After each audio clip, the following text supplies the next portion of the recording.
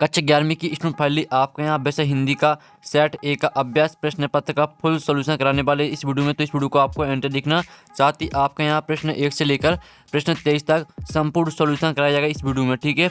और साथ ही हम जो सॉल्यूशन कराएंगे आप यहाँ पर हमारा सॉल्यूशन अपनी कॉपी में लिख लेते हैं तो पूरी मार्क्स आएंगे आपके 80 में 80, ठीक है। तो आपको इस वीडियो को आपको एंटर दिखना, संपूर्ण सहित आपका पूरा यहाँ पर पेपर कराया जाएगा। चलिए तो स्टूडेंट जो आपका पेपर वो देख लेते हैं और साथ ही वीडियो को लाइक कर लीजिए, चैनल को सब्सक्राइब कर लीजिए, क्योंकि सभी विषय का सॉल्यूशन आपको इसी चैनल पर उपलब्ध कराया जाएगा। तो चलिए आपको यहाँ पर थोड़ा यहाँ पर जूम करके दिखाते हैं जिससे आप यहाँ पर अच्छे से देख पाएंगे। तो पहले तो आते हैं सही विकल्प का चयन कर लिखिए, 6 नंबर के आते हैं। तो पहले आता अक्क महादेवी के नाम में अक्क कन्नड़ भाषा का शब्द है, इस शब्द का क्या अर्थ है। तो आपका था माँ और बा था बहन और ठीक है, आता पुत्री और दा था पत्नी। तो जो आपके यहाँ पर करेक्ट आंसर रहने वाला वो आपका बहन हो जाएगा, ठीक है। नहीं आपका पहले का बा करेक्ट उत्तर रहेगा बहन। फिर दूसरा था छंद में अल्प विराम को क्या कहते हैं। तो यहाँ पर छंद में अल्प विराम को क्या कहते हैं, ठीक है, एति कहते हैं। आपके यहाँ पर दूसरे का रहेगा आ करेक्ट उत्तर, ठीक है। फिर तीसरा था पथिर पांचाली फिल्म की शूटिंग का काम कितने साल चला, 1 साल, 1.5 साल, 2 साल और 2.5 साल। तो इसका करेक्ट आंसर आपका बा हो जाएगा 1.5 साल। फिर आपका चौथा आता रचना के आधा वाक्य कितने प्रकार होते हैं। तो यहाँ पर रचना के आधा वाक्य कितने प्रकार होते हैं आपको बताना। तो आपका 3, 5, 8 या 10। तो यहाँ पर रचना के आधा वाक्य होते हैं 3 प्रकार के, ठीक है। तो आपको यहाँ पर जो हम सॉल्यूशन करा रहे हैं वो आपको यहाँ पर सही सॉल्यूशन कराया जाएगा, कोई भी आपके यहाँ पर गलत आंसर नहीं रहेगा। फिर आपका 5वां आता कुचिपुड़ी नृत्य का संबंध किस राज्य से है। तो आपका आता केरल, बा आता कर्नाटक और सात आंध्र प्रदेश और दा था मणिपुर। तो जो इसका करेक्ट आंसर रहेगा वो आपका यहाँ पर सा हो जाएगा आंध्र प्रदेश। फिर आपका आता 6वां, ठीक है, सर्कुलर को हिंदी में क्या कहते हैं। तो आपका आता प्रेस विज्ञप्ति और बा था परिपत्र और सा था कार्यव्रत और दा था टिप्पण, टिप्पणी होना था। तो आपके यहाँ पर जो दिया सर्कुलर को हिंदी में क्या कहते हैं, तो इसका उत्तर आपका हो जाएगा परिपत्र, ठीक है। 6वें का आपका बा करेक्ट आंसर रहेगा। तो इस तरह से आपके यहाँ पर जो सही विकल्प वो हमने करा दिए विद सोल्यूशन सहित। अब चलिए आपके प्रश्न 2 आता है रिक्त स्थान में पूर्ति कर लिखिए, 6 नंबर के आते हैं। तो पहला आता रीतिकाल का प्रमुख रस डॉट है। तो यहाँ पर रीतिकाल का प्रमुख रस श्रृंगार है, ठीक है। तो श्रृंगार आपका पहले का आंसर हो जाएगा। फिर आपका दूसरा था पेट में चूहे कूदना में डोंट शब्द शक्ति है। तो यहाँ पेट में चूहे कूदना में लक्षणा शब्द शक्ति है। तो आपके यहाँ पर दूसरे का आंसर लक्षणा हो जाएगा। फिर तीसरा था मियाँ नसीरुद्दीन डॉट मसीहा थे। तो यहाँ पर मियाँ नसीरुद्दीन नाई बाइयों के मसीहा थे। तो यहाँ पर तीसरे का उत्तर आपका नाई नन बाइयों के मसीहा हो जाएगा, ठीक है, नन बाइयों। फिर आपका चौथा आता संस्कृत भाषा से हिंदी में बिना परिवर्तन के आए शब्द डॉट कहलाते हैं। तो यहाँ पर संस्कृत भाषा से हिंदी में बिना परिवर्तन के आए शब्द, ठीक है, तत्सम कहलाते हैं। तो आपका यहाँ पर तत्सम हो जाएगा इसका आंसर। फिर 5वां आता कुएं की खुदाई का काम डॉट कहलाता है। तो यहाँ पर कुएं की खुदाई का काम कहलाता है चेंजा, ठीक है। और फिर आपका आता है 6वां हिंदी का पहला साप्ताहिक पत्र डॉट है। तो यहाँ पर हिंदी का पहला साप्ताहिक पत्र है आपको उदंत मार्टन, ठीक है। इस तरह से आपके यहाँ पर हो जाते हैं रिक्त स्थान कंप्लीट। अब चलिए आपके यहाँ पर आते हैं निम्नलिखित कथनों की समझ से सत्य असत्य लिखिए। तो पहला आता है निर्मला पुत्र का जन्म आदिवासी परिवार में हुआ। तो पहला आपका क्या रहेगा, ठीक है, पहला आपका यहाँ पर रहने वाला सत्य, पहला आपका सत्य हो जाएगा। फिर दूसरा था छंद में गणों की संख्या 9 होती है। तो ये भी आपका सत्य हो जाएगा। और जो तीसरा था गलता लोहा पाठ के लेखक शेखर जोशी है। तो ये आपके यहाँ पर सत्य रहने वाला है। फिर जो चौथा आता प्रत्यय किसी शब्द या शब्दांश के पहले प्रयोग होता है। तो ये भी आपका यहाँ पर सत्य रहेगा। और जो आपका 5वां आता गुप्त काल कलाओं का स्वर्ण युग कहलाता है। तो 5वां आपका यहाँ पर रहने वाला है, ठीक है, 5वां आपके यहाँ पर सत्य रहेगा। और जो आपका चौथा आपका असत्य, ठीक है, चौथा असत्य है। और जो 6वां आता है सरकारी पत्र अनौपचारिक पत्र की श्रेणी में आते हैं। तो ये भी आपका असत्य रहेगा। तो इस तरह से आपके यहाँ पर हो जाते हैं सत्य असत्य कंप्लीट। पहला सत्य रहेगा, दूसरा भी सत्य रहेगा और तीसरा सत्य रहेगा, चौथा आपका यहाँ पर असत्य रहेगा, 5वां सत्य रहेगा, 6वां असत्य रहेगा। अब चलिए आपके यहाँ पर देख लेते हैं सही जोड़ी। तो आपके यहाँ पर 7 नंबर की आती है सही जोड़ी। तो जो आपकी पहली आती है महावीर प्रसाद द्विवेदी, ठीक है, महावीर प्रसाद द्विवेदी आती है। तो इसको मैच करना आपको यहाँ पर द्विवेदी युग से, ठीक है, पहली आपको यहाँ पर द्विवेदी युग से मैच करना है। फिर दूसरी आती है तार सप्तक। तो तार सप्तक को मैच करना आपको यहाँ प्रयोगवाद से, ये आपकी यहाँ पर दूसरी हो जाएगी। और जो तीसरी है मन्नू भंडारी। तो मन्नू भंडारी आपकी हो जाएगी मैं हार गई, ठीक है, ये आपकी तीसरी हो जाएगी। और जो चौथी आती है शब्द के अर्थ है व्यापार। तो चौथी को मैच करना आपको यहाँ पर शब्द शक्ति से। और जो आपकी आती है 5वीं शुभकामना आशीर्वाद। तो तो 5वीं को मैच करना है आपको यहाँ पर इच्छावाचक वाक्य, ठीक है, ये आपको 5वीं से मैच कर देना है। और जो आपका यहाँ पर आता है, ठीक है, कूटीकृत, तो आपको यहाँ पर कूटीकृत को मैच करना है यहाँ पर, ठीक है। कूटीकृत को आपको किससे मैच करना है? कूटीकृत को मैच करना है आपको एनकोडिंग से, सामने ही आपको यहाँ मैच कर देना। और जो आपकी आती है अनुपम मिश्र, तो इसे आपको मन्नू भंडार, जो आपके यहाँ अनुपम मिश्र को आपको राजस्थान की रजत बुनिया से मैच करना है, ठीक है। ये आपकी यहाँ पर 7वीं हो जाती है। तो इस तरह से आपके यहाँ पर जो सही जोड़ी है वो आपकी कंप्लीट हो जाती हैं, ठीक है। आप यहाँ पर देख लीजिए, हमने नंबर भी लिख दिया कौन में आपको कौन सी मैच करनी है, तो आप यहाँ पर देख सकते हैं, ठीक है। अब चलिए आपके यहाँ पर आते हैं, आपके यहाँ पर निम्नलिखित प्रश्न को उत्तर एक वाक्य में लिखिए। 7 नंबर के आते हैं। तो पहला आता है अक्क महादेवी के आराध्य देव का नाम लिखिए। फिर आपका दूसरा था पंडित राज जगन्नाथ के अनुसार काव्य की परिभाषा लिखिए। और फिर तीसरा था किसान समानता भारत माता का क्या अर्थ लेते थे। जो चौथा आता भारत मित्र के संपादक का नाम लिखिए। 5वां था बाएं हाथ के धनुर्धर को क्या कहते हैं, एक शब्द में लिखिए। फिर आपका यहाँ पर 6वां था कुमार गंधर्व का वास्तविक नाम क्या है। और 7वां आता संपादन के लिए पालन किए जाने वाला एक सिद्धांत लिखिए, ठीक है। इस तरह से आपके यहाँ पर दिए गए हैं ये आपके प्रश्न, एक शतवाक्य में उत्तर दिए। जो इनका आंसर वो हम वीडियो की लास्ट में बताएंगे। उससे पहले जो आपका प्रश्न का सॉल्यूशन कर लेते हैं। तो 6वां आता निर्गुण भक्ति धारा की दुविधता बताते हुए 2 कवियों के नाम लिखिए।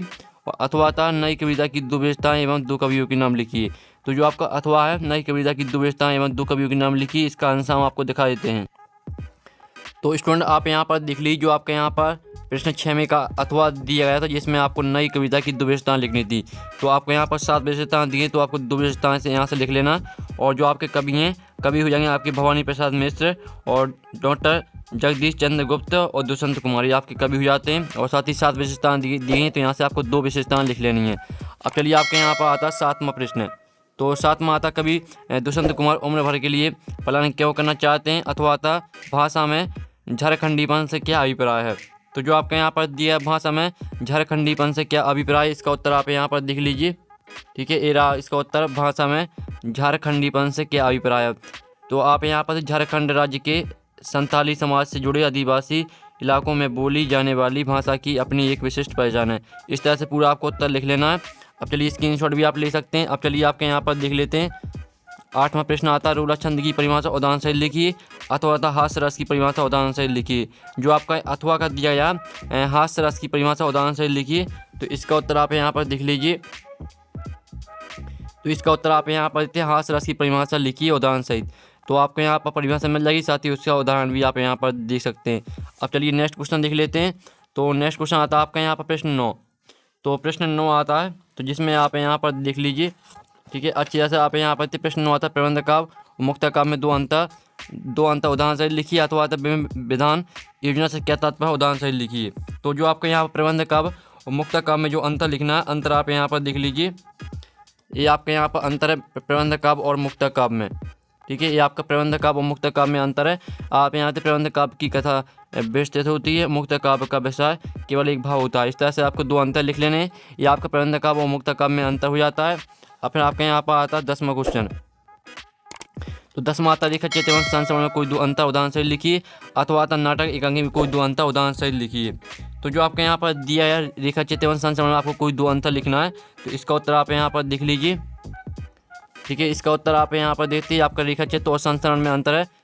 आपके यहाँ पर 3 पॉइंट दिए हैं, तो आपको यहाँ पर 2 आपको लिखने हैं, ठीक है। तो ये आपका रेखा चित्र और संस्मरण में अंतर हो जाता है, आप स्क्रीनशॉट ले सकते हैं। अब चलिए आपके यहाँ पर देख लेते हैं प्रश्न 11। तो प्रश्न 11 आता है संवेदनशील मामलों में बड़े अफसरों की राय लेना कहाँ तक ठीक है लिखिए। अथवा देख लेते हैं। तो इसका आपका अथवा आता है, जिसमें आप यहाँ पर देख लीजिए।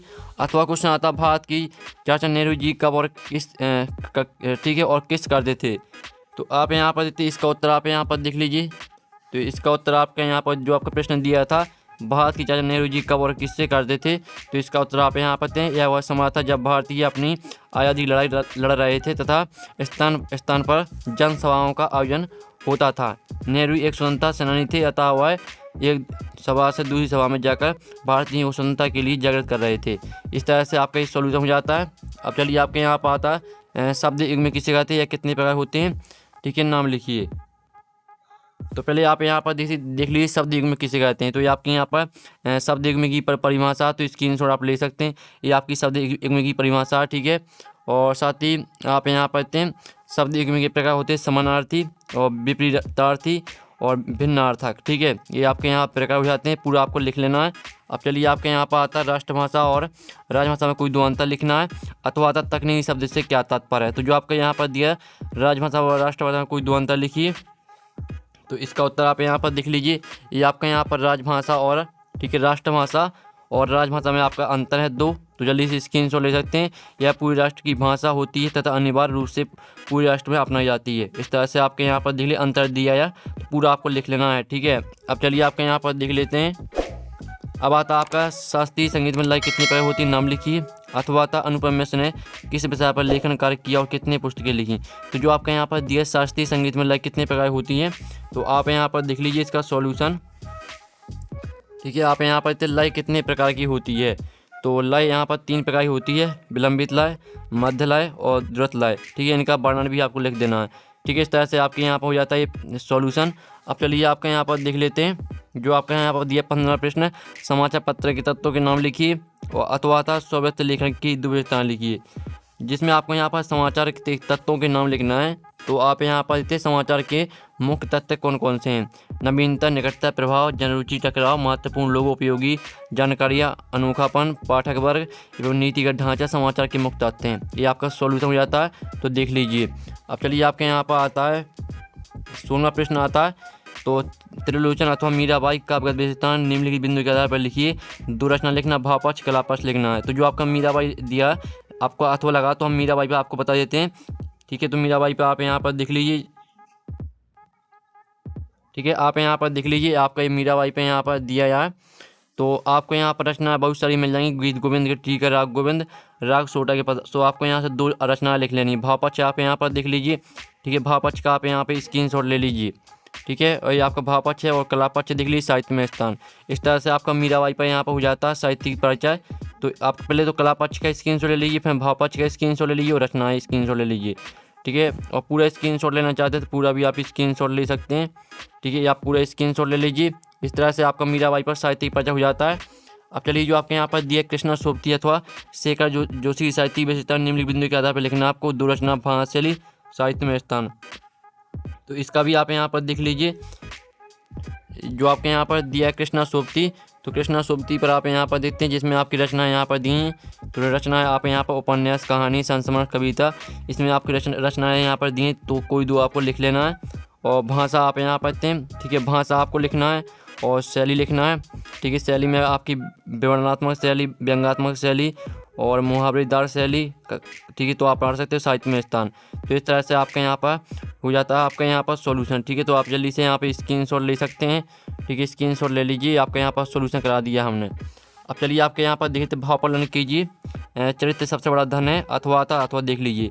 तो जो आपके यहाँ पर दिए चरित्र सबसे बड़ा धन है, इस पर आप यहाँ पर देख लीजिए भाव प्रलन। ठीक है, चरित्र सबसे बड़ा धन है, कब भाव प्रलन कीजिए। तो ये रहा आपका उत्तर, जल्दी से स्क्रीनशॉट ले लेते हैं। जीवन चरित्र का बहुत महत्व इस तरह से आपका दिया है, तो पूरा आपको लिखना है। ठीक है, स्क्रीनशॉट ले सकते हैं। अब चलिए आपके यहाँ पर देख लेते हैं 19वां प्रश्न। 19वां प्रश्न आता है, तो 19वें प्रश्न का जो उत्तर है वो वीडियो के लास्ट में बताएंगे। ठीक है, आप यहाँ पर आपको क्या करना है, आपको गद्यांश को आपको पढ़ना है। इसके 3 प्रश्न आते हैं, इन तीनों प्रश्नों के उत्तर आपको इसी गद्यांश से मिल जाएंगे। फिर आपका अथवा आता है जिसमें आपको पद्यांश दिया, इस पद्यांश को आपको पूरा पढ़ लेना है। ठीक है, और आप यहाँ पर पद्यांश की 2 लाइनें यहाँ पर दी गई हैं और साथ ही से तीन प्रश्न आते हैं, इन तीनों प्रश्नों के उत्तर आपको इसी पद्यांश से मिल जाएंगे। फिर 20वां प्रश्न आता है जिसमें आपका काव्यांश आता है, इसकी आपको संदर्भ प्रसंग से व्याख्या लिखनी है। तो आप यहाँ पर देख लीजिए, जो आपको यहाँ पर दिया हम तो एक एक कर ही जाना, तो इसका आप यहाँ पर संदर्भ प्रसंग से व्याख्या देख लीजिए। जो आपके यहाँ पर दिया यार, ठीक है, आप यहाँ पर हम तो एक कर ही जाना, इसका आप संदर्भ प्रसंग और व्याख्या देख लीजिए। रही आपकी संदर्भ प्रसंग और व्याख्या, स्क्रीनशॉट आप ले सकते हैं। ये आपकी संदर्भ प्रसंग व्याख्या हो जाती है।